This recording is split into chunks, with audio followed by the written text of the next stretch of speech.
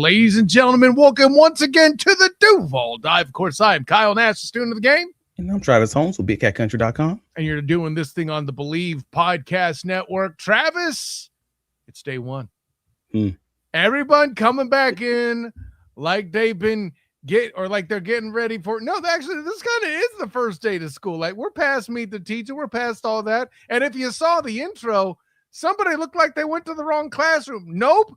That's a teacher assistant on defense, Travis Hunter, wearing an offensive teal jersey, but out there running defensive drills as well. Folks, Liam Cohen tried to tell you, but Ian Rappaport wouldn't listen. I think that is the thing that I'm taking most big from camp. There's a lot of other things that we'll go over there, but Travis, it's people on the grass, bro. It's an exciting time. I mean, yeah. I said it before Preston's comment. I saw Preston's comment. Good to see him with dudes on the grass. Shouts to our divers and our members, by the way. Good to have you in, as always. CJ Williams did do a few impressive things. I'm sure he'll come up here as well, says Shadowblade in the comments.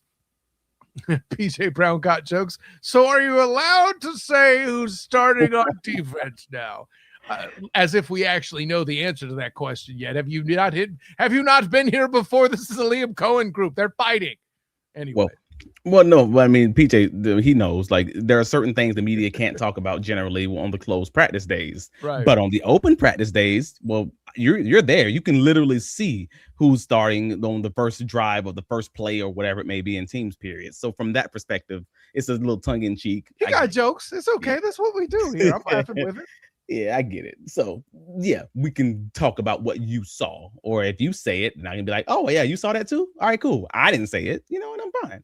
There's tea leaves to read out there, too, and just a number of big moments. But I mean, I mentioned Travis Hunter to kick things off. And obviously, we'll get to other bits of chaos that were out there. Zay Jones, Vita, which you have two shorts out there on the Duval Dive YouTube channel. And then also JHA making the top 100. We'll get into all those things a little bit later. But staying with camp, I mean, I know you. Yeah, you wanted to talk about Travis Hunter. Yeah, you started off the thing. I mean, let's just get into the early takeaways from camp. I mean, he's obviously going to be the big one. He was a full go on day one of training camp. After all this offseason talk, after all this chaos and all this, I wonder if he's going to be 100%. I wonder if he's going to be playing defense. I wonder if he's going to be playing offense. All these wonders and musings and everything else. And you can put that to rest. D-Rock, ESPN, Mike DeRocco, stated that Hunter played in 12 total snaps in his 11-on-11 drills today, and 8 was on defense, 4 on offense, and he had 2 really nice reps at corner for anyone who wasn't present. I thought this was a dope one that he had. The one he had against Brady Boyd, where he looked like he was basically like running the route and mirroring, was just, for a DB guy. If it wasn't the colors of the jersey, you wouldn't know who was on offense. Listen, I'm not the DB guy. Blanketed. Travis Holmes, blanketed. I can see why you like that rep. Yeah. So like he had the great rep against Brady Boyd, and he had the other great rep against Josh Cameron, where he forced an incomplete pass on the incompletion out of bounds on an out route, I believe it was. And then later on offense, he also he went up for a high ball. He climbed the ladder on a pass from Trevor Lawrence, and lost it coming down to the ground, just missing out on that highlight catch. So like that obviously would have made the socials had it happened, especially from the fans and everyone in attendance. But he did stay late after practice to run more routes with Trevor Lawrence. So like overall, that's exactly what you want to see by Travis Hunter. Spotlight's back on him. Preston in the comments, camp isn't official until the first fight. Didn't we have that? What was it? Cincinnati or Atlanta? I forget which. No. We didn't need the first fight before then, because we had fights in camp with LaQuint Allen and Branson Combs last year. That was the first fight. Yeah, and then we had the one in Miami in the joint practices too. You're not going to get fights like that now because people know LaQuint's coming and they know to stay the hell back. I think that's a fact. They know who to mess with. That's it. Also speaking of, I mean, we're already in the DB room. Jordan Lewis, he was also on the field for both individual periods and teams. So again, all the injury things that we've kind of been talking about for the most part seem to be reasonably healthy. We already knew CVL was on the active PUP. Listen, let's not forget your guy, Muhammad making some defended pass efforts here as well, just like old times, it would seem. Jeez, yeah, man. All right, cool. Well, you know what? Before I even get to the who won the day and how the day went and everything else, because again, shout out to Gus Lowe, Big Cat Country on the ground today. I'll be in camp tomorrow. Basically, I'm getting my updates from basically everybody. Hey man, how'd it go? What you see? This is what it looked like. All right, I got you. Chris Rodriguez, he's also was cleared for individual drills today. Wednesday was his first day on the grass following his foot procedure this offseason. Coach Cohen confirmed that he was actually injured on the first day of the offseason program. So I thought it was in the offseason before that. It actually happened on the first day. And then obviously the reports then came out that he had the foot procedure. So him being healthy, great. He looked good in all the clips and everybody saying that he looked fine. Though Coach Cohen after practice did say that folks aren't generally going to fully appreciate, exactly what he brings to the team until the lights come on. We're talking like even throughout training camp, when the lights come on and folks can actually tackle, run guys over, break tackles, and all of those things, then you're going to see, all right, oh, that's that guy. Like so apparently he watches the Duval die and has heard you talk about things don't matter till the pads come on. Yeah, but I think he called them one of those glass eaters who's going to run through a wall, which is a bar. Glass eater. What the bleep is that? That's awesome. Which is a bar, and I'm like, okay, I got you. But to your point, I mean, earlier when we were talking about Jabbar Muhammad, like the defense won the day, and I don't think anyone in the audience today could not tell you that defense did not win the day. Whether or not you think offense played great, played bad, wherever in between, defense won the day. Trayvon Walker had a would-be sack in the team's period against Nick Mullins. You got the Eric Murray interception on Trevor Lawrence on that deep ball to BTJ with Buster Brown running stride by stride. Now, with maybe what could have been called pass interference on Monteric. I mean, if you want to call it pass interference, you can call it pass interference. I don't know. The refs didn't throw a flag, and they did have refs out there today. So for me, it's fair game. But ain't no maybe. That is his PI. Okay. If he were there any earlier, bro. Hey, bro. You already know how biased I am on DB. I'm about to say you may want to button up your shirt there. Your bias is showing. Okay. I treat pass interference like Chappelle Show treats R. Kelly. Like, oh my God. It can only be pass interference if Monteric Brown is tackling BTJ, holding his driver's license in today's newspaper. Like, I don't believe it. Otherwise, it's clean to me. There's my Raymond pass interfering all over everybody. That's it. Hey, man. All jokes aside, if you know, you know, damn it. Whether or not it's PI on Monteric is not my point. Honestly, it was a great play by Eric Murray, and that was really my focus. That was my focus. But that was my primary takeaway. Let me get in. I know we're having fun, but there's so many things that happened on that play that I liked. For one, I love them trying it down the damn field because that's what they need to develop. More on that later. I love the fact that Eric Murray is in there after a neck injury and doing the bleeding thing. And I love that Monteric Brown is showing I'm not just a run stopper, Humpy Bumpies. And I love the point you make where we live in a world currently, Travis, where Travis Hunter makes a game-winning pass breakup that gets called for PI when it's not. It's just as likely to happen the other way sometimes. And in case it breaks in favor of the Jaguars, they knew what to do. I am with all of the above on this, even though that was PI as hell. Hey, man, whether you want to call it PI or not, Eric Murray, shout out, feather in your cap, because that's my primary takeaway, because we've been talking so much about the safety room and the three safeties and all of this stuff. And his health. And he's been under talked about this entire offseason. So the fact that he got his hands on the ball on day one, great job. That's great. And the King one, David says that should have been a flag. Hey man, should have been the flag in Cincinnati, but you know what? It wasn't. So it counts as an interception. It ain't cheating unless you get caught. You got a point. Thank you. That's that Bill Belichick motto. It ain't cheating unless you get caught filming them. Yeah, listen. That PI looked like a professional pickpocket. It was subtle. I'll give him that much credit. That's it. If they wide receivers get away with pushing off all the time, the DBs got to get away with something every so often. It is what it is. In the comments, Robert Lamons and Nick Mullins trying balls deep down the field as well, which, I mean, listen, anything to give these receivers opportunity to battle down the field is what we're looking for. I know we've said many times on this podcast, you divers have pointed it out in many comments and on Twitter and all your spaces and this one multiple times that this team needs to expand that part of the game.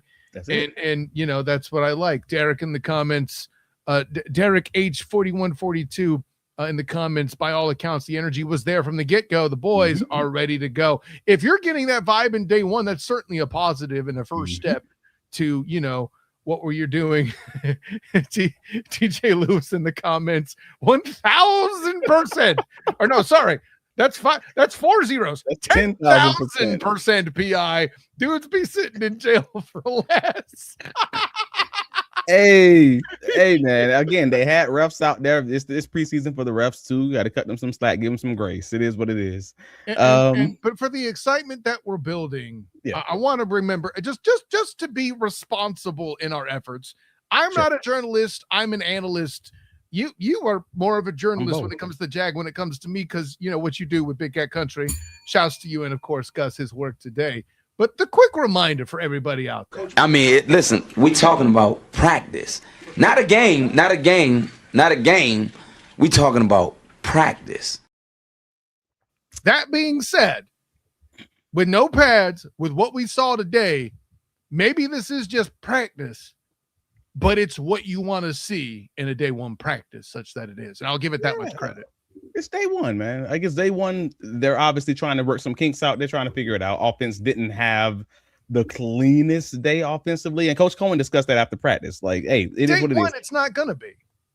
Well, it can be. And I'm not going to give them a pass either on that because you're professionals. You've been practicing together. There is them give and take on this. Robert says we are students of the game. All right, Sean. Hey, listen, I'm taking that compliment. Cohen said after practice it wasn't a clean day offensively. Obviously, it wasn't. If you were there, no one can lie to you and tell you anything otherwise. There were multiple drops on the day. Jacoby Myers had one. They hit both hands in the opening period. LaQuint Allen had one. The defense got their hands on multiple balls, like similar to the OTAs in the minicamp. When I kept telling you guys, you mentioned Jabbar Muhammad earlier. He got his hands on, I believe. I know one for sure. I believe it was two, if my notes are correct. Dennis Gardeck had a PBU. Caleb Ransall had a pass breakup. Buster Brown had a reasonably clean day for himself. Like maybe not.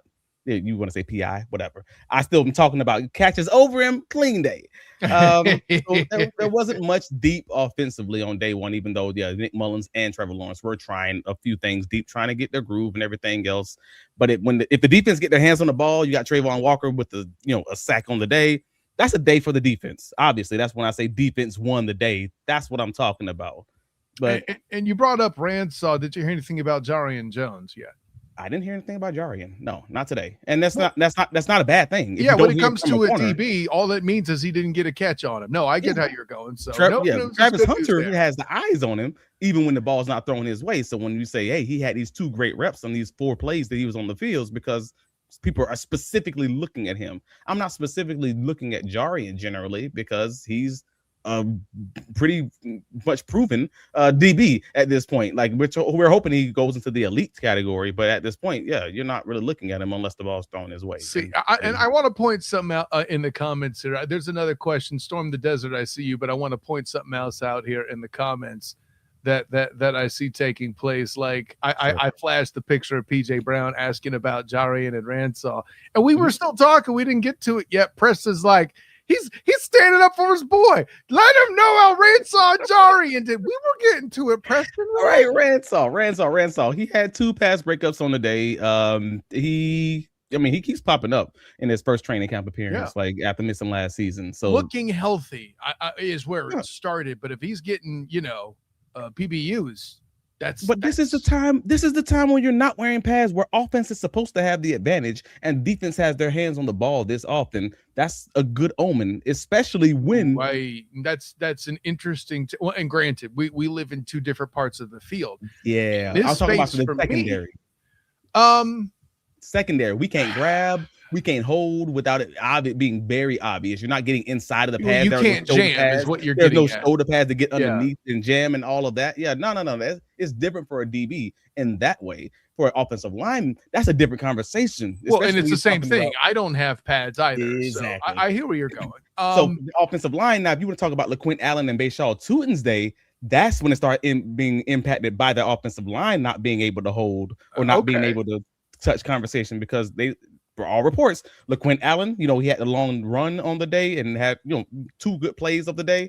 Bashaw Tutin had multiple longer runs, but there's that caveat. They're not wearing pads. They're not really blocking like that. They can't really hold like that. And on defense, it's kind of the same way. So what do you do with that? I don't know. Fast guys are fast, and LaQuint-Allen broke a long run. Like, cool. Does it mean that they'll be able to do it when the pads come on? No. It's right. And and that's the big reason why I had the answer to the question being that we talk about practice, man. Yeah. Not a game. Speaking of practice. That quote, after I read the story about where that quote came from, that was so messed up. That was so sad. The Allen Iverson quote. We're talking about practice. His friend had died like a few months beforehand, and the 2 days before that was the murder trial starting. Mm-hmm. So when he was like, "I'm talking about practice," that man was saying, "I'm going through it right now. Y'all talking about practice?" Like he was hurting. And they don't ever play the full clip of that interview. It always brings me, every time they play that clip, I'm like, oh, that's right. No, and you're right. I have heard it in its full glory. And listen, as somebody who operates in an NBA press situation with my coverage of the Orlando Magic currently through 1010XL and Orlando Magic Central, such that it is, I don't know that I would have posed that question that way. Not to even over and above everything. Yeah, I'll just say I don't know. I wouldn't have done that. I'll put it at the end. He was like, "Man, I lost my team. I mean, we lost this year. I lost the game. Man, I lost my guy, and I'm still going through it." And nobody plays that part of the clip because he starts snapping, and I'm like, "Dang!" But we talking about practice. So yeah, but we talking about practice. We talking about Jacksonville Jaguars practice, anyways. That's right. And CJ Williams also had a busy day. Like Coach talked about him too. He had a sliding catch between Ransaw and Ventrell. That was one of my favorite plays of the day that stood out. No disrespect to anything that we saw today, but get it, young man. Get it. Yeah. So Nick Mullins, didn't look the greatest per nearly everyone, but I think the guy's also very hard on him because he's the backup quarterback, and because he's not the backup quarterback a lot of people in Duval really want. They want younger. They want someone who's going to have a higher ceiling. I understand that. Hey, can we finally have one thing around the quarterback position that isn't dramatic, right? This whole Mac Jones crap. Ooh, could he be the starter at Jacksonville? I hate that ish. I don't mind having a better backup quarterback, bro. I can't pretend that's not the case. But let's pretend Nick Mullins balled out. With the way Trevor finished the season, nobody's going to say anything that stupid. Exactly. So if you have a Mac Jones, but you have Trevor Lawrence playing like we see Trevor Lawrence playing right now, it's not a conversation. I mean, you're right. If Mac Jones came in this season instead, Kevin Wildes, who doesn't watch Jacksonville Jaguar games anyway, doesn't start that storyline. I said what I said. I'm naming a name there. I said, hey, listen, he's a comedian, not a football analyst. Yeah. Listen, I respect Nick Wright. I respect Chris Broussard, who's a basketball analyst that transitioned to football nicely. And his Ravens fanhood doesn't necessarily bother me. But get this fake Patriots wannabe, sorry, loser punk comedian out of my face. Wow. Okay, I put a little extra stank on it. Extra, yeah. All right. But Trevor, even after practice, like whether Nick Mullins had his day, and Trevor, even said it after practice that he didn't have the greatest day. Like he missed. I want him trying things though. It needs to not be the perfect day. Damn it.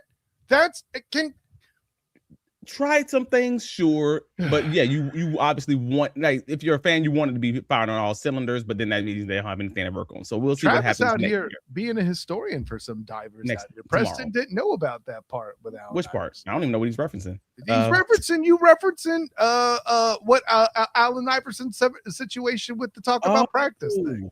Yeah.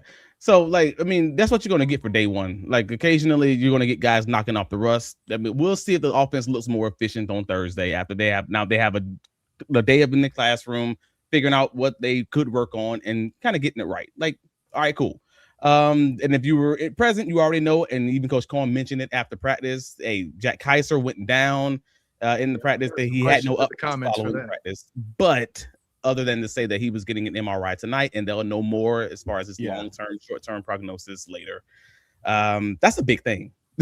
That's a bigger thing than I thought it was going to be. And as soon as he went down, I'm like, oh crap. Because we talked about it in the linebacker podcast. There's a thin linebacker room in terms of proven talent and depth, right? Like you got Foye, you got Ventrell, and the hope that for that breakout season, and then you got Gardeck.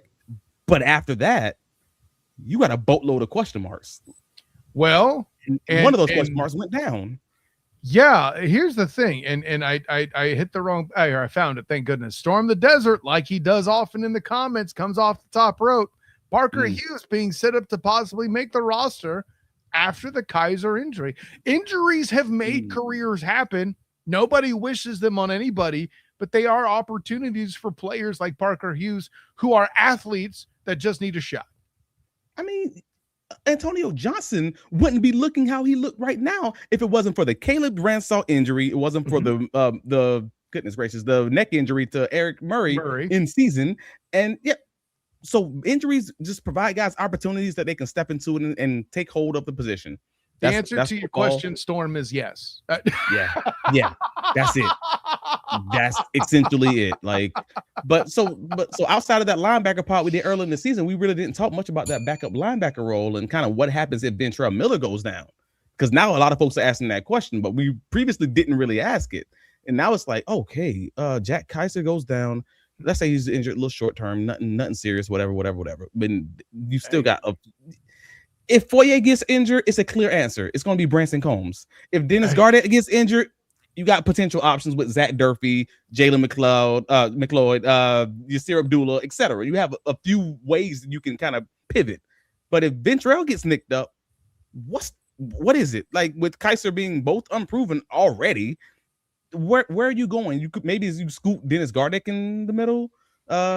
Or maybe the answer isn't currently on the roster. Who knows? I'm just saying, like maybe you let Jalen McLeod and Zach Durfee fight it out at Sam at that point, or they could even shift Branson Combs to Mike and go with Parker Hughes. We're already aware that McLeod is my least favorite pick of that. You are such a hater. You are a hater. No, hold on. First of all, don't you be pulling no Chappelle clips up here. Okay, I said he's my least favorite. I'm not saying he's a bad pick. Saying he was my least favorite. There's because a lot of the picks were good, and for what was available and in that round at that time, McLeod made sense. And then he got hurt. I'm not here. So you haven't seen him. My point exactly. Listen, you went harder on an injured Leonard Fournette than I am on McLeod. That's just a fact. Because I support walk-ons and 7th round and 6th round guys. I was a walk-on and earned a scholarship. So I'm going to bias. Yes, exactly. I'm biased. Everybody got a bias. I just own mine publicly to folks out there. I need everybody to know everybody got a bias, and I'm okay with that. But I'm okay with leaning and betting on a 7th round guy over a guy who was drafted in the top 5 because I think the cost of that pick, if you miss it, is big. Yeah, so I was hard on Leonard Fournette because you drafted to have the weight on your shoulders. It is what it is. I mean, that's Storm's point. Having that green dot might be a lot to thrust on the 7th rounder. Parker Hughes, right. 7th round, small school linebacker from Middle Tennessee State. Like, that's a big question from where I'm standing. So hopefully Kiser's okay, man. There is a dude in the Hall of Fame that looked a bit similar. Zach Thomas, anybody? But so I'm not saying that Parker Hughes is Zach Thomas. That's not what I'm saying. I don't need him to be Hall of Famer. I just need him to do a good job, especially with that supporting cast that is around him. To the credit of those involved, everywhere else, like if Gardeck's still a thing, you have 2 defensive ends that are awesome. Eric Armstead is still currently healthy. That's all good news. And speaking of Eric Armstead, what's that? Say great news. Yeah. Speaking of Eric Armstead, Derek H4142 in the comments heard Armstead gave Pregnon a couple of welcome to the NFL moments today. Eric may ball out in his contract year, probably his last shot at a big payday. So I'm gonna stop you there. He's not getting a big payday. That's it. The next step in his career is retirement. You're doing a little much right now. I ain't gonna lie to you. I don't know if I agree with that one. But him putting a guy that both on this show, JP Acosta and Emery Hunt said is good enough to be a starter in his youth. I think that says something for both of them. You know, for one, you learned some lessons today. That's what you want in day one. And it's good to see a preseason where Eric Armstead showing signs of life. I mean, that's also fair. Yes. You have him participating. Again, we'll see what happens when pads get put on, man. Like I'm never gonna go too far. Don't make me tap the Allen Iverson picture, okay? I'm never gonna go too far to one way, especially when you're talking like the big guys who play and participate with pads, and a guy who we know is super physical, who's probably gonna hold a little bit, who can't really hold because there's nothing to hold on to. And all right, we'll see what happens. We're doing this again in the comments. Robert Lamberson, Bobby Wagner's a free agent. Listen, breathe.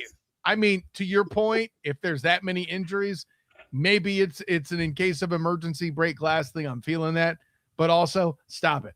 So,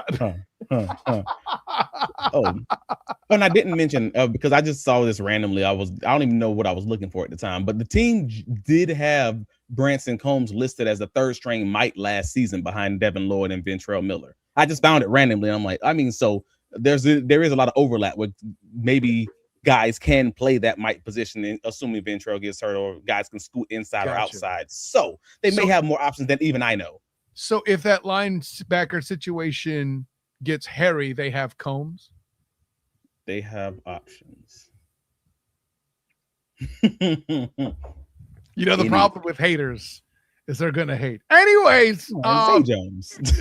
to Preston's point, we'll cross that bridge when we get there. Yeah, I think that's the right attitude. And somebody mentioned, hey man, and if you guys are still listening right now, man, click that like button. And we shout out to y'all for staying 30 minutes talking about training camp. That's what I'm talking about. Don't be so dramatic. We ain't the 30 minutes. You locked in. I'm rounding. Rounding. Goodness gracious. If you're rounded anymore, you're doing a full lap. Anyways, no. Man, listen, that's the best I can do with a track pun. I'm an offensive lineman. I don't do track. There's y'all in the comments big. I'm trying to find some of these. You're going way fast for me.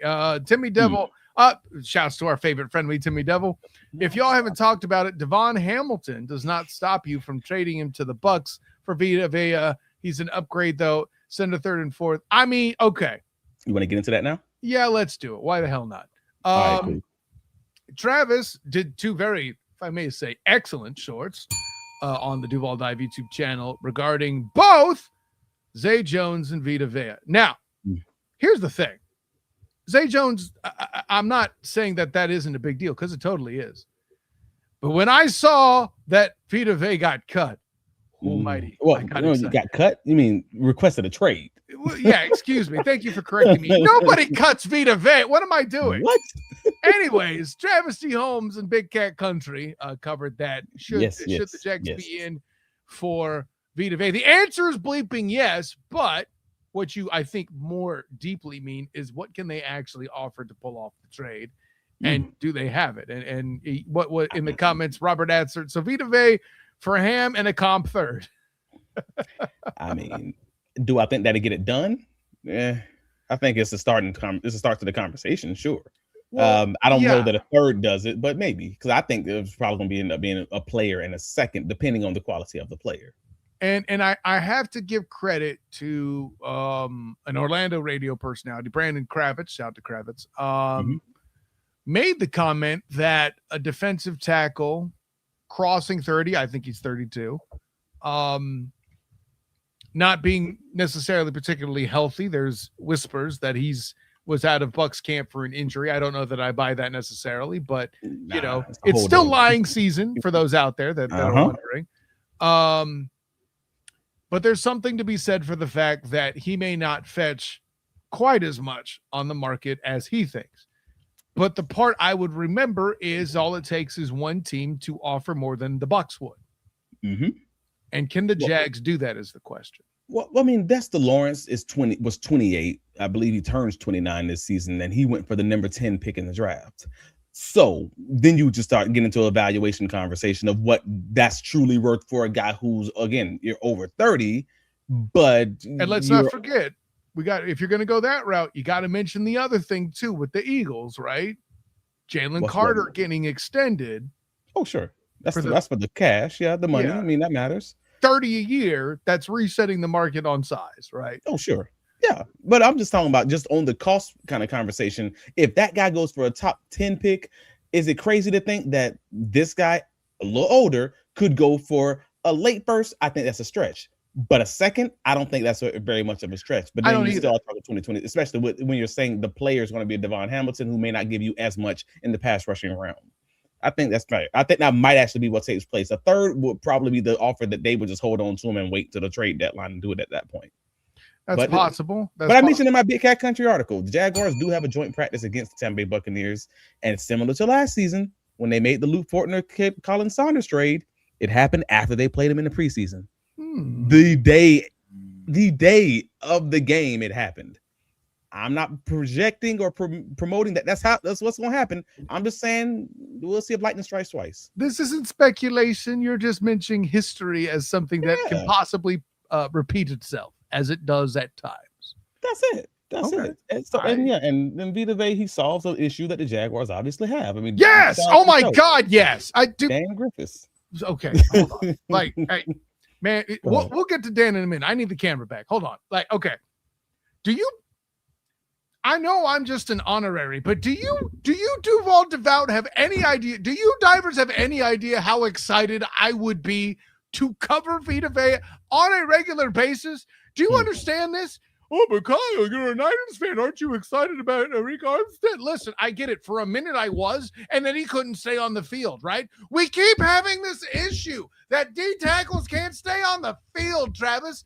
Folarantu Fatukasi is a name I have memorized. Why? Because he was the only thing stopping the run at one point. Because everybody keeps getting bleeding hurt.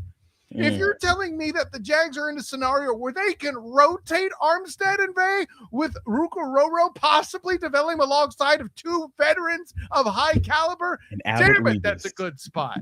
Yep, that's a great situation. And Abbott Regis to be developing behind that. I'm not. Oh my God, I didn't even think of that. Man, thank you for coming to our TED Talk, damn it. Yeah, I'm not crazy. I'm not going crazy saying it's going to happen, but I'm saying, hey, man, the possibilities are endless there. And the fact of the matter is the Jaguars are, well, Dan Griffiths put it out earlier this offseason. Friend of the pod, Action Sports Jacks, Dan Griffiths. Jaguars were 7th in the league in pressures by their edges, while 27th in the league with pressures from their defensive tackle core. That tells you everything you need to know. You're not getting the inside pressure. And as part of that, again, Arik Armstead's injuries from last season, but still, they're getting a lot from the edges. They're just not getting enough inside. And if you all of a sudden have a nose tackles who rarely ever get pressures, Devon Hamilton only had 11 last year in that react and attack role, then you're not the way you can fix that, as I said on the short, it's 3 ways. Get more from your edges. I mean, that ain't gonna happen. You're gonna get a lot more. Get more from your backup guys, that can help you 30% of the time, or get more from the Devon Hamilton spot. That's this. Especially when your linebackers are thin. Even Ray Lewis needed great defensive tackles to be great. But speaking of, I mean, you talked about Zay Jones and you how it might be big. I didn't think it was big, but I thought it was notable. Like I thought it was very similar to the Tim Jones situation last season. And folks was like, well, what do you mean? What's the common piece of that? Well, in my head, it's not something that they're doing for right now because he had an injury of, I believe it was an Achilles tear back in November. But I think it was something that they want to get their eyes on him and their hands on him to figure out where he is injury wise. So if something happens in the season, they now have more familiarity with who he is as a staff. And it's not just like Trevor Lawrence knows this guy, but like, oh no, we brought him in. We know him. He may seem to be a guy who works well in our locker room. We can figure it out. And Coach Cohen talked about that today. Like, actually, we got the clip right here. See what it was, get him in, see what he looks like, just meet him. I'd never met Zay. Really seems like a guy that's got his head on in terms of like being a pro's pro, knows the league, knows Trevor, right, knows this place, and I think has a lot of appreciation for this place. And, we'll see how things progress, but it was really good to get to meet him. Yeah, that's it. Like that's what it was in my head. Because again, Tim Jones, after the Jaguars had injuries last season, what happened? They went to a familiar face. They went to a guy that they already knew, who had already known Trevor, who they had some familiarity with, so they can kind of bring him in and just put him into the offense or put him into special teams or whatever. I think it's the same thing with this. They're kicking the tires, seeing what's out there. If it works out, great. If they don't have a need for him, then that's fine too. We'll see what happens. And listen, I know we're talking about Zay, but I got to go back to Vita Vea in one thing. Okay. And listen, Strikeadocious in the comments. Credit to what you're saying here because it's a fantastic point. He says you only make a trade of this magnitude. I assume he means Vita Vea. Yes. When you're one player away from making the Super Bowl, you have to build a playoff team through the draft and player development. First of all, what the hell was last year if it wasn't that? But I'll lead with that and just get that out of the way quickly. I'm already on record saying that Jalen Carter would make the Jags a Super Bowl contender. Yeah, I am prepared to say that Vita Vea, assuming they don't give up too much, makes that at least a compelling conversation.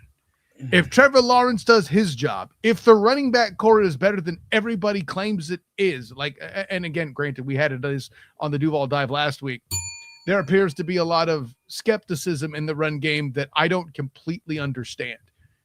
But if that defensive tackle spot is shorn up, the reverberations of what's around that middle of that line are in fact huge. Pressure's man will get home.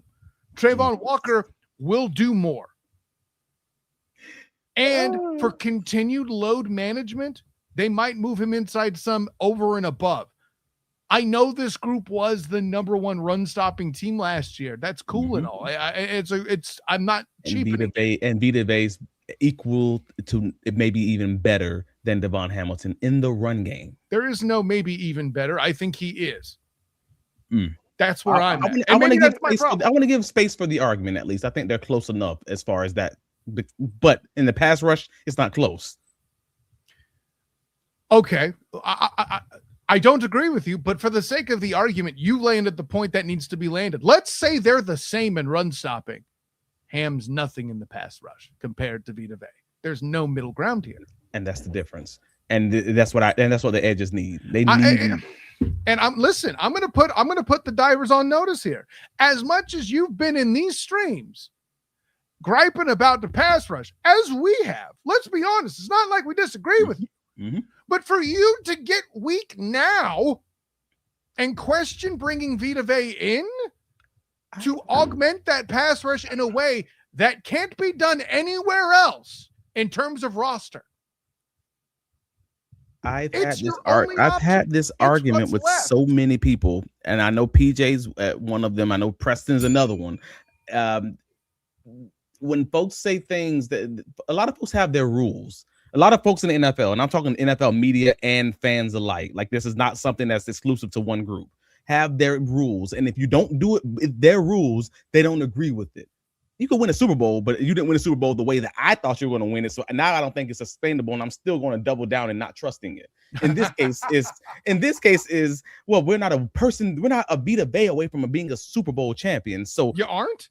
Well, were the Seattle Seahawks a Super Bowl team last year? Because I don't think I felt that way when the Jaguars played them, because I projected the Jaguars to beat them when the Jaguars got beat by 8 points. In fairness to you, we both expected to beat. You expected a blowout. I'll draw the line there. But we both expected the Jags to beat the Super Bowl defending champion Seattle Seahawks. Correct. They won the Super Bowl. Teams win the Super Bowl all the time. There's not a player away from winning the Super Bowl. What does that phrase mean? At the end of the day, you win the Super Bowl by winning the damn Super Bowl. That's it. You got hot at the right time. You won the Super Bowl. The team who you thought was a Super Bowl champion wins maybe half the time. Best case scenario, realistically. Like, come on, man. If you think that this player gives you a fighting shot, give you a puncher's chance of winning the Super Bowl, you make the dang trade and figure out what happens next. Moreover, let me do a yes and on this. In a conference like the AFC, which has been deemed significantly weaker, at least at this point on paper. Granted, we're doing it based a lot on last year. If certain elements are healthier than last year, et cetera, we can go on and on. Mother Nature willed the Broncos out of competition. I really think they would have represented the AFC if things had gone differently. But at day's end, if you're going to tell me beating out the AFC and just seeing what lands on the NFC side isn't a viable strategy, create creating a one game playoff basically for you. Yes, God, That's what a crazy. great way to put it. Wow, That's crazy to me. What? That's a coin flip chance of winning the Super Bowl. What are we talking about? Make the damn trade. If that's what we're talking about, and I'm sorry, I like D-Ham, but if it's D-Ham and a second, like D-Ham. If it's D-Ham and a second, especially if it's something like a 2028 second, man, I would do that with eyes wide shut. Like, bro, we ain't got to talk about that. That's speaking of, but and then it also gives, as I mentioned in this short, it gives the Jacksonville Jaguars an opportunity to have more one-on-ones with Trayvon Walker and Josh Hines-Allen. And those two guys both eat consistently whenever they're put in one-on-one situations. And Arik Armstead also in a one-on-one situation. And this is a guy who's already what does Josh Hines-Allen land at? 48th on the NFL top 100 players in 2026. Voted by the players as the top 50 NFL player, despite the fact that most people in the Duval fan base and the Jacksonville Jaguars fan base kind of clown him. You know, the pressure man thing is an ongoing thing because, yes, he was second in the NFL with 95 pressures as far as edges per Pro Football Focus. And he had 8 sacks to match, despite the fact that, you know, you had Arik Armstead injured through a good portion of the season. You had Trayvon Walker injured throughout a good portion of the season. Obviously wasn't his normal self. And Josh Hines-Allen was doubled a lot more. He also, I got it right here. He also had the 18th best ESPN pass rusher win rate of all edge defenders. And it was his third straight season with an 80+ pass rush grade on PFF. Consistency. He's not getting home as often this past season because of the double team issue, because of the injuries with the guys around him, but he is a top 100 and in this case top 50 NFL player. And I'm shocked that most people in Duval were actually shocked about the fact that he was ranked higher than Trevor Lawrence. That's the piece that I'm like, oh, I'm not. From last year, their play on the field. I'm not shocked at all. I'm not shocked at all because here's the thing, Travis. We're picking and choosing what we enjoy and what we get outraged about. Okay. If nothing else, at least they're consistent at being wrong. Okay. Here's the thing. What you got to remember is players have their biases and players hold grudge. I listen, you were in a flag football league where I got traded and held a grudge against that team. And like when the captain of the team that traded me, when we played him in the playoffs, rushed me, I picked him up and lifted him off the ground. It was a whole thing. And that's just some silly little flag league. You're trying to tell me that there's no petty in these votes? By the way, in case you're wondering how, yes, that's how. That's how Trevor Lawrence was that low. I'm going to go on. I think I'm going to do it tonight. I'm going to go online and I'm going to make a graph to figure out where Trevor Lawrence ranked in the top 100 in the last 3 years. And then I'm going to take a look at where Josh Hines-Allen ranked in the last 3 years in the top 100. And I bet he's up 25 spots from last year, Josh Hines-Allen, just for the record. I thought it was 15 spots from last year. Is it 25? I thought he was in the 60s. Yeah. Yeah, he was 63 last year and he's 48 now. So that's 15. Okay, it is 15. So I said when I say 25, okay, yeah, 15. My bad. Yeah. My bad. So I'm like, so in my head, I'm like, I bet the people who voted for him, it's like the Pro Bowl. If you voted for him the previous year, you're probably going to vote for him again this year. It's going to be somewhere in that same range. If you played a little bit better, then you may have sold a few people, but a lot of people they're still dug in. If they don't believe in you, they're not going to believe in you this year. If they didn't believe in you last year, and you're going to keep on chipping away at people that are disbelievers, essentially. And that's kind of how I feel about it. So you may be right. That may be the proof right there, is that this is sort of like you're not going to make the top 100 based on just this 1 year. It's going to have to be like multiple years of chipping away at that before you can truly jump up into like the top 50 range. And that's kind of what it was for Josh Hines-Allen 3 years straight. Maybe that's it. But yeah, there's a lot of guys who Josh Hines-Allen was rated higher than. Jeffrey Simmons. I mean, Brock Purdy. All right, cool. Ted McMillan. Like, that's all I'm saying. Like, they rated him in 87 because first year. They're just not going to put that guy in the top 50, top 70. I mean, yeah, Drake London, Kyle Hamilton. Like, geez. Obviously, Trevor Lawrence. Like, I'm naming a lot of guys, so I'm like, dang, I'm actually kind of shocked. And I'm a Josh Hines-Allen fan, and I'm still like, that's a big name. And let me offer this too, right? There's a numbers game to this. There are 5 offensive linemen on the field at any time. Sure.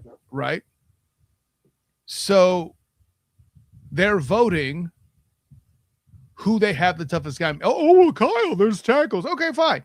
There's 2 tackles, and there's only ever 1 quarterback or 1 safety on the field, right? Okay. And that 1 safety or those 2 corners face a myriad of receivers. How the hell are you supposed to pick 1, right?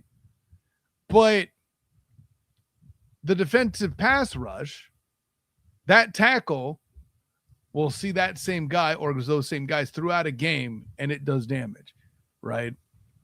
It's an element. And by the way, not for nothing, say what you will about offensive linemen. Maybe I'm biased, but the fat samurai of the football field tend to know the playbook better than a lot of the others because they have to, right? Listen, this is just my personal experience talking, but there have been a few times I've had to tell the running back which hole he's supposed to run through. It's kind of silly. Okay. But, granted, this is me playing minor league football, semi-pro, blah, blah, blah. It's a thing. Okay. But I feel like offensive linemen, as a rule, kind of know the game. At least they're part of it more intimately on the whole. Mm-hmm. And they're more inclined to pick guys that give them sustained difficulty, which is exactly what Josh Hines-Allen does. Right? I mean, sure. Yeah. I mean, I think Josh Hines-Allen, again, he's your matchup guy that you're going to move around and find the matchup to close the door. Which means he has more fat dudes evaluating him in the voting process for the top 100. That's my point exactly. Yes. Yeah. Yeah. I'm with you. But yeah, I think a lot of fans, and we've already mentioned this last year. Shout out to Timmy Devil for putting it out there. It says, no way we are belly aching over Devon Hamilton. 0 Pro Bowls is like 60 with no pass rush juice. And I'm not saying that. I want to be very clear in what I am saying versus what I'm not saying. I'm not saying that. I'm not even going even close to that far with my feelings on it. But my thought process is, when you're talking about bringing in an elite talent, I'm not going crazy over a guy that I like. And I'm being clear in saying I like Devon Hamilton. But this ain't about like in business. It's about saying, is this guy elite? And can I make the deal that makes sense for my team? You don't like him enough to pick him over a Super Bowl ring. Just call it what it is, champion. That's what it is. I'm sorry. I like Christian Kirk. I told you guys, Christian Kirk was my favorite guy in the locker room at the time. Our favorite guy in the locker room. My apologies. Pro Christian Kirk, Jacksonville Jaguars podcast. And that did not matter when it was time for him to no longer be in Jacksonville, because it was a business conversation. Devon Hamilton, that's a business conversation. That's all that I'm saying there. So yes, it's not about the player. It's about the potential for what it's going to do for this roster. That's different. Yeah, y'all are all in the comments here. I'm going to make my way back up here. But yeah, King David brings up the 4-1 did his best when he had big pressure up the middle. I think that's accurate. Pause. I know. Settle down. If it goes to the Jags for a reasonable price, y'all going to be vibrating in your chairs. Hell, I'm already, Storm. Settle down. Vibrating in your chairs is a wild visual, bro. That's I'm fat. It's a thing. So you know, okay. 95 pressures, but 8 sags tell me he hasn't helped enough. He wasn't helped enough. Yeah, exactly. Yeah. I think that's the take we're getting at here for sure. God, what a point here by Robert Lamison. Trayvon and JHA really never had a good interior guy to take on double teams. The best they might have had at one point was on a consistent base. I can't even say that was before Armstead arrives was Fatu Kasi. We mentioned that earlier. Yeah, and then they had the rotational dang, what's the guy that went to Tennessee? I forgot his name just that fast. Arden Key, bro. Arden Key, yes. The honorary shows up to save the day, baby. You found it, Jacksonville. Oh my God, say, jeez. You know, the self-proclaimed mayor, and you don't remember his name. Man, Brian says adding Vita sure may help, but it's like $30 million that we can't afford right now. I don't agree. Nope, we don't agree, bro. I mean, he's not going to get that. I said we should have. I knew we should have had that podcast this summer. Folks don't fully understand how much cap space the Jaguars actually have. And by cap space, I'm not talking about what's showing on the books right now. I'm talking about how much potential cap space they could have if they wanted it.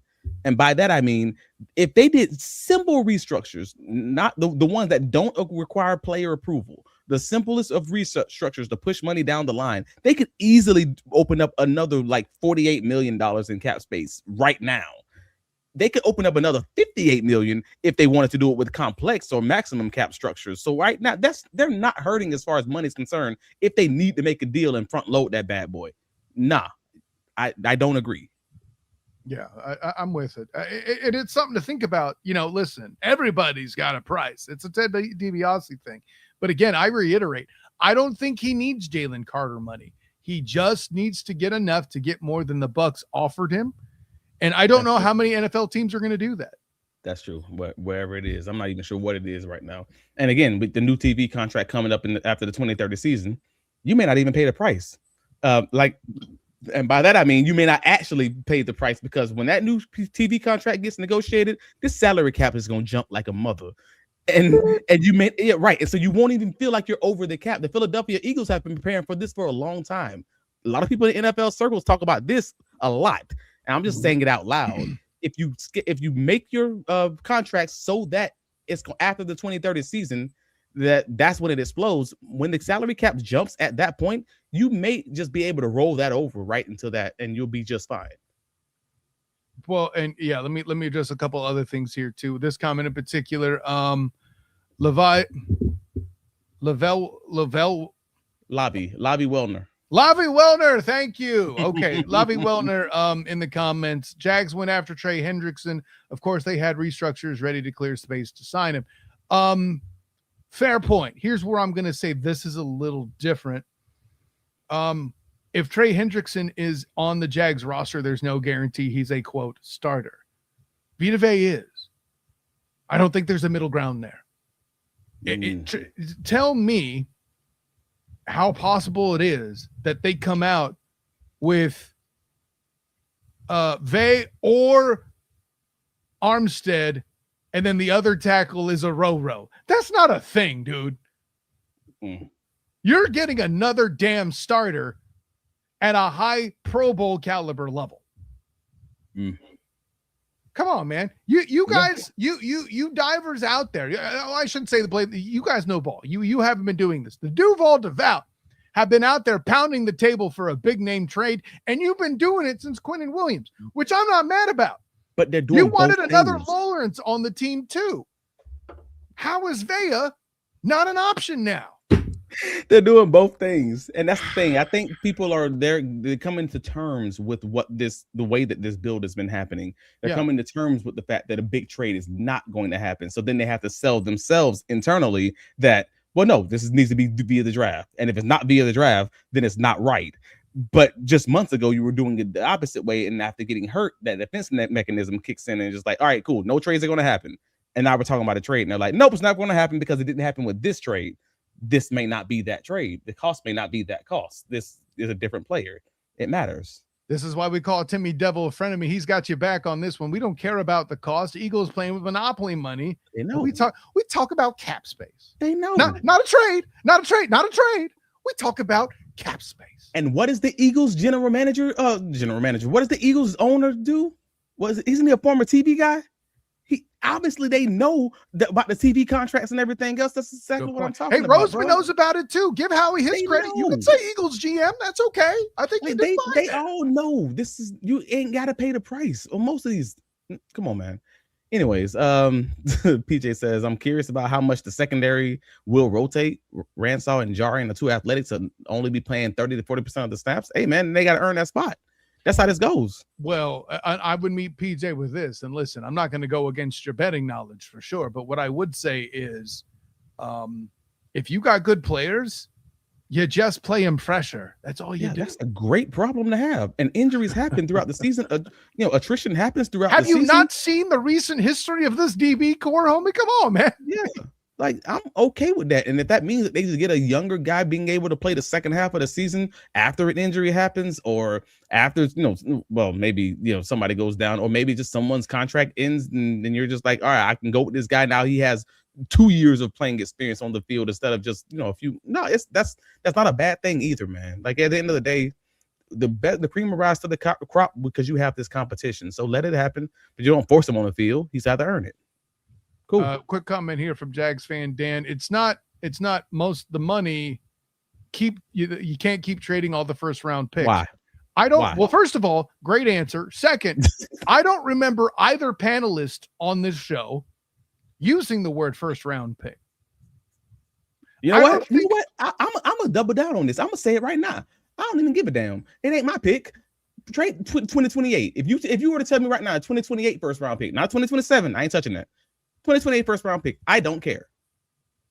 Tell me I don't know ball. Tell me anything else. I do not care. I'm not saying that. I'm saying that's a fine point, and I want to unpack that at another time. We're already getting up to close to an hour. What I am going to say, though, is I'm not sure the Jags need to offer one yet.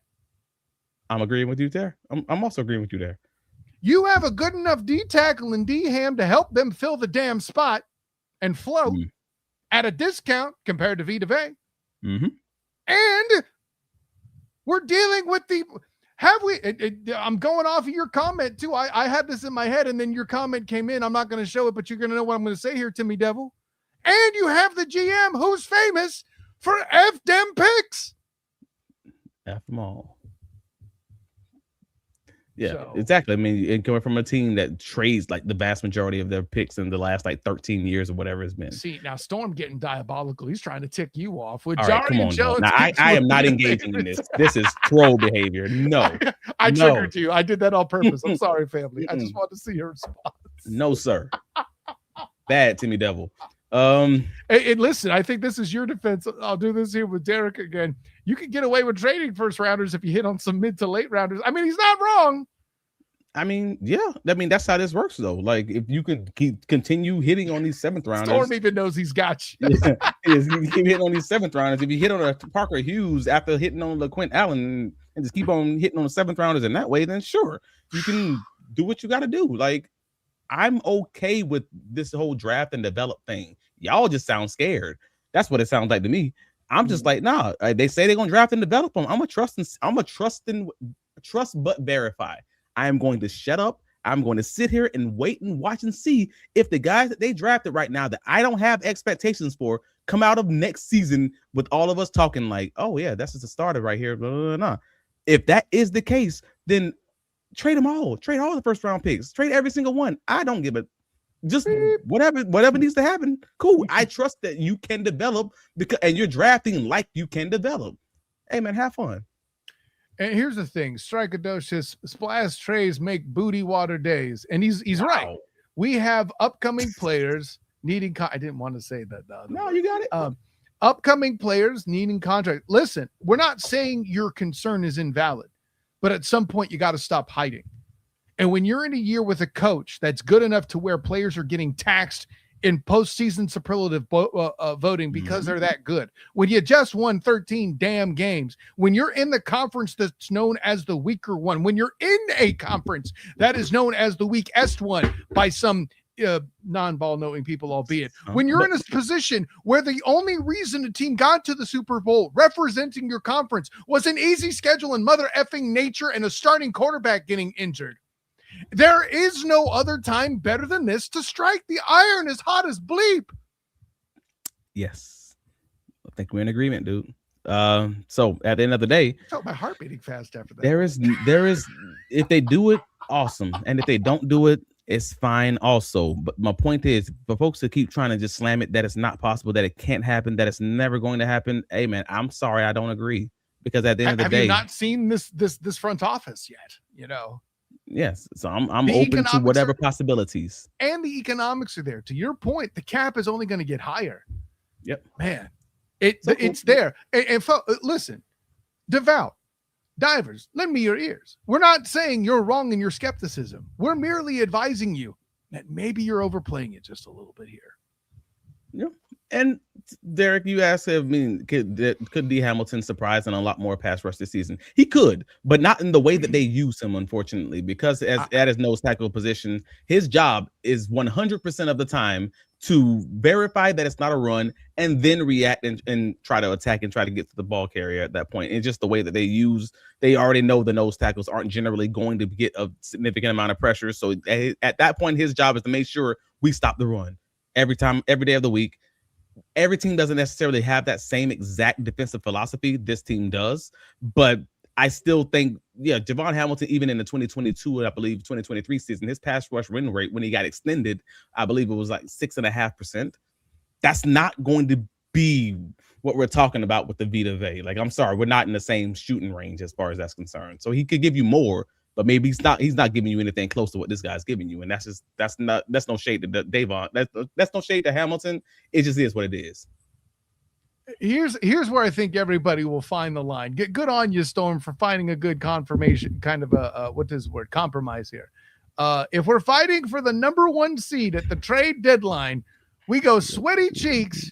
And first of all, I'm not hitting the pause button because I don't want to ruin this. We're going sweaty cheeks and all to go get Vita Vea if it puts you over the top. Okay, sure. Yeah. But by then, somebody might have him.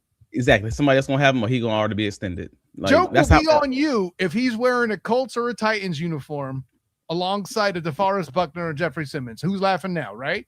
And in my Big Cat Country article, I said that's how I predicted it was going to end. Like, it was going to end with him being extended by the time everything gets said and done, because deadlines always push these organizations. When the games start getting real, that's what normally pushes these extensions to happen, or these, contract to get ripped up. And that's just how it happens religiously. That's how it happens with the linebacker out of Miami. That's how it happened with Jalen Carter. Like, again, as time goes on, they come back to the tables. Calm minds kind of come to the table and they get it done. Yo, Joshua Morrison in the comments. I love this. Not to be negative, but I'm ready for some football. I'm tired of all the yip yapping and jaw jipping. Bro, hey, if there's two dudes, we are talking heads ourselves, and we agree the hell out with you, okay? There are one more practice closer to being in pads, which is one more practice closer to being hitting on the fields. Yes, and preseason at least, and that's a start. Tell them what it is. I think that's a good spot to tell them where you can be found. I think it's a great spot. But before I even tell y'all about anything, man, hit that like button. Hit the like button. Follow, rate, and review us. Shout out to all you members in the chat, man. We appreciate you guys, to channel members, because you guys get early access to all the pre-recorded podcasts and videos there. But yeah, bigcatcountry.com. Save it as your favorites. If you read, and if you don't read, that's okay too. Click the link and support your local journalism. Shout out to Gus Logue and Dylan and all those guys who are doing great work on the ground, whether I'm there or whether I'm not. Click the link and have your local librarian read all the articles over at Big Cat Country to you. Even if you don't read, again, there's too much technology out there. There's AI, everything. Just find a way to click the link, man. Support your boy. Bigcatcountry.com. The Duval Dive on TikTok is finally getting, up there. We're finally getting this thing going. And the Duval Dive on X, on TikTok, we'll probably get on Facebook eventually. I don't know. Travis, did you say AI? I mean, listen, we talking about practice, not a game. We talking about practice. We still talking about practice. That's one AI I trust for sure. We're still talking about practice, and we're ready for football to start. I get it, man. That's all we got. Yeah, man. So that's what's next, man. But yeah, Travis D. Holmes on all the socials. Talk to me about anything Jacksonville Jaguars related. I mean, talk to me about anything football related in general. I'm gonna be here to have this conversation. That includes Canadian Football League. My boy Tony Jones, shout out to him, playing up there. Listen, with that in mind, hey, we'll be glad to have you on the Storm Surge podcast to talk about the Orlando Storm and all the players they have in camp lately. I know me and VP will be hitting that up here that you'll see here on Friday morning this week. So make sure you check that out as well. Of course, I'm Kyle Nash, the student of the game. You can find me on Twitter, Instagram, Threads, and Blue Sky at the SOTG. Find me on Facebook as a student of the game. Check out my writings and stylings talking about UCF football fall practice rapidly approaching. Check out my conversations with Mike G, James Duncan, and of course Drew Glukove, the local stat boy. And then of course my work covering the Orlando Magic, helping out Orlando Magic Central, www.tintinexcel.com. Make sure you check out Orlando Magic Central. And I mentioned the Storm Surge. So with all that in mind, King David says, let's win a Super Bowl. And until next time, everyone, I'm leaving you with something, hopefully a ring. Until next time, everyone, class dismissed.